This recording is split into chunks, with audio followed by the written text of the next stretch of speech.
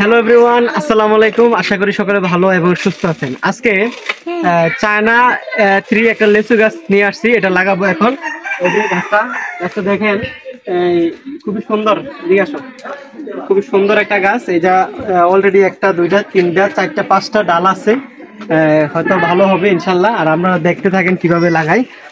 এই যে এখান থেকে একটা চাকি দিলাম, স্যানিটারি চাকি, এটার মাধ্যমে গাছটা রোপণ করবো। সবাই দেখবেন আর সবাই দোয়া করবেন। পারি